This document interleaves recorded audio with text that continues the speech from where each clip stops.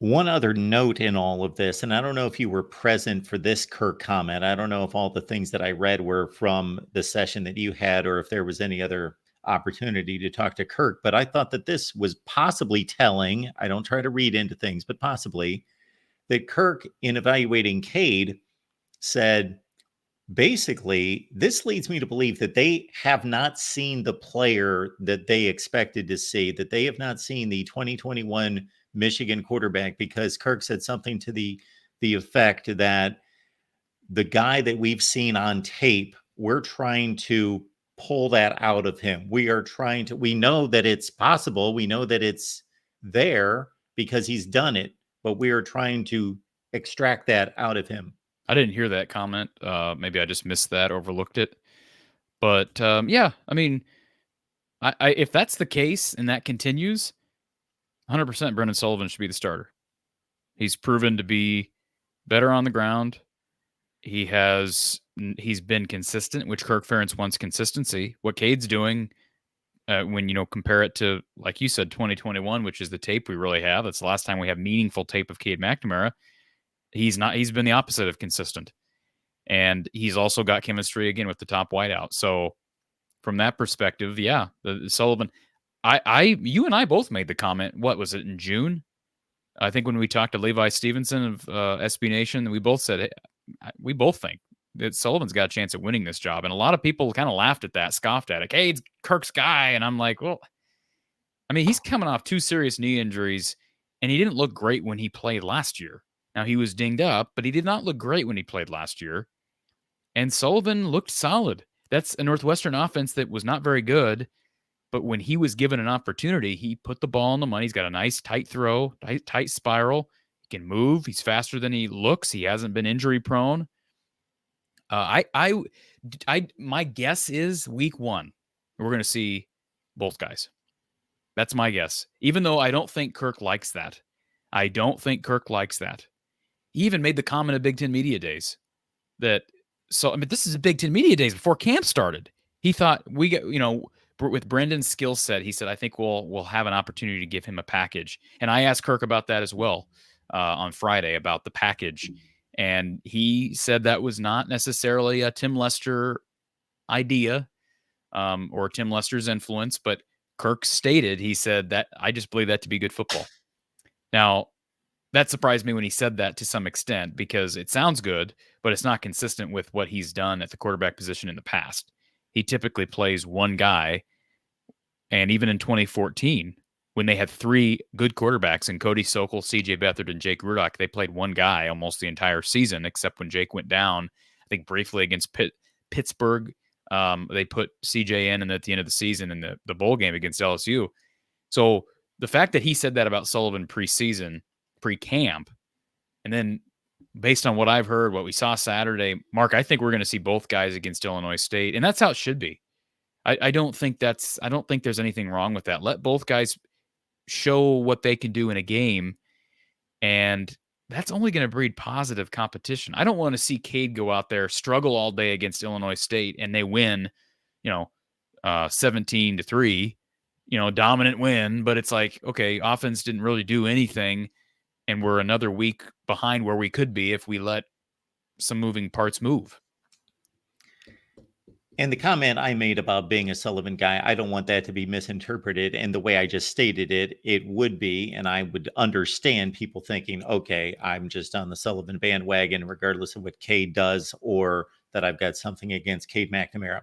That's not it. It's simply that this team went out, this program went out and did something that, because of when they finally went out and got the transfer quarterback, I was starting to doubt as to whether that was going to happen, even though that was my recommendation and that's what I wanted from the get-go at the end of the season. And then it didn't seem like it was going to happen. Then when they finally did it, I just thought that is what's best for this team. That is what's best for this program, because of the lack of health that Cade McNamara has been able to sustain, number one. Number two, because I think he's a solid quarterback, but he is not an elite quarterback. So why not give him competition from somebody who's proven that they can play the position reasonably well against Big Ten competition at a 69% completion rate for 200 pass attempts.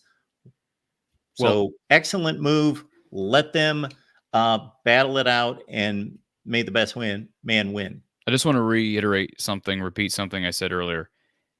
The offense, and I'm not making excuses, I'm just stating a fact. The offense was without their best running back in LaShawn Williams, their best tight end in Luke Lachey, and you could argue one of their top 3 receivers in Seth Anderson, a guy who was a starter last year.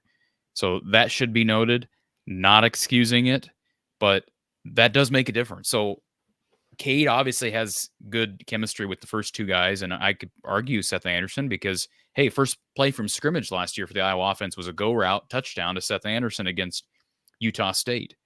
So, I mean, we'll see. I hope we have an open competition. The way Tim Lester talks, I like how he goes about, like, his thought process. He's a former head coach. I asked him a number of questions. If people missed the interview with Tim, definitely go on my channel. I posted it a couple of days ago. I asked him about the receivers at Western Michigan, specifically Sky Moore, Dwayne Eskridge, the other kid whose name I always forget that went to Michigan State, and then got drafted. Jaden Reed. Jaden Reed. Always forget that kid's name. Sorry, Jaden. And Tim talked about how, Packers drafted Jaden Reed when Tim was with Green Bay.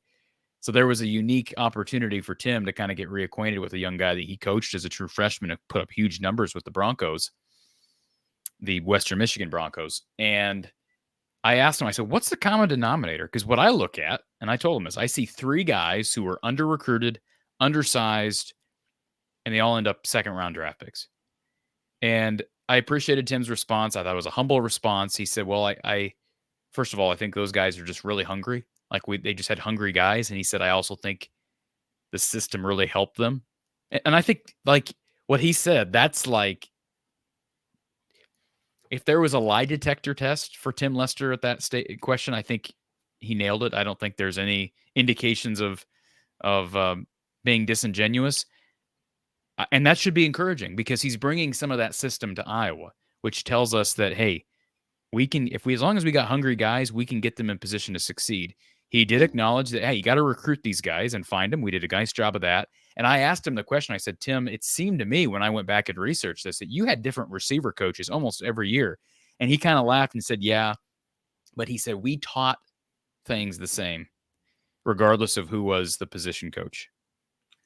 So what does that tell you, Mark, when you hear that? That is what I thought you were leading to, because that is, yes, he is being very humble with that statement, because when he says a system, the first thing you think of is just we call the right plays. But no, within that system is teaching the position. And if he's able to, of course, the wide receiver coach had a huge hand in that, but when it's a different guy year after year after year, he's obviously a wide receiver guy that can certainly teach the position and knows how to call the plays to accentuate their skills. So you see why, like, when I when I come on the heels, when I go and we talk to Tim, and the evidence is there. This is not just like Brian Ferentz blowing blue smoke. This is, we have the recipe, we have the results. You've tasted the Scotcheroos; they taste great. And now you're actually seeing, you go out there and you talk to the guy behind the recipe. You talk to the baker, you talk to the chef, and he makes that statement. I thought it was a humble statement. I thought it was, I mean, just, I don't know how he's not being honest with what he said, because again, the evidence is there. What I saw Saturday didn't line up with that. So that's why I look at this and I'm thinking, they've got better players. Now I know Western Michigan's also going up against a MAC defense week in and week out, but these guys, again, the guy, and that's the other thing, when he credits the system, that does not account for how these guys are so well liked by the NFL. Like, you can say the system helped them get to 2,000 career receiving yards, but Mark, that does not account for why the Seahawks, the Packers, and the Chiefs all drafted these kids in the second round. Something else is happening. So that's why I'm urging people to calm down. Okay. Calm down and let's just wait this out. All right.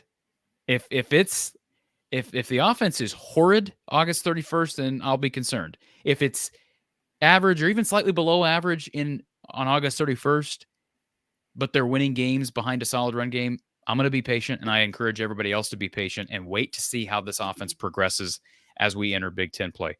The first 4 games in the schedule, Mark, are Illinois State at home, Iowa State at home, Troy at home, Minnesota on the road. They ought to be 4-0. Regardless. I'm sorry. Did I have that wrong? I think I have that wrong because they get Minnesota at home, don't they? Let me pull this up. I think I repeated that wrong on my segment earlier. Let's see. I think I got that turned around. No, I don't have that turned around. They have Minnesota on the road. Why did I think they were at home? Didn't Daniel House tell us that they were going to Kinnick? Of course they aren't going to Kinnick. Where was the Cooper DeJean play? That was in Kinnick, I know, but I thought that he said something about walking into a hornet's nest. I know he made that comment. Anyways, it doesn't matter. They play Minnesota. Those are your first 4 teams. And then they get a week off, Mark. They get a week off. So can you get to 4-0 and then get to a bye week and really clean things up and then get to Ohio State October 5th? Do I sound like a homer yet? Do I sound like a bye week before Ohio State? They do. Upset bid. Seriously. Well, Iowa doesn't normally do very well coming out of a bye week. It doesn't seem like they do. That doesn't make a whole lot of sense. They should. Well, I'm just telling you. It doesn't feel like they do. They came out of a bye week 2 years, 2021. Remember they lose to Purdue at home after being undefeated? They lose to Purdue. What do? Go to bye week. And then they go to Madison and put up what they did in Madison against Wisconsin. Horrific. So that's that's anecdotal, but there's other games that I can bring up. So I guess I'm saying the schedule, we've talked about the schedule up and down, but the makeup of the schedule, when these games are played, I think it bows in Iowa's favor. Well, Corey, we could be mean and say that those bye weeks in the past just gave Brian Ferentz more time to coach and tinker with the offense a little bit. Well, if he did, then that's even more of a sign of incompetence, I guess.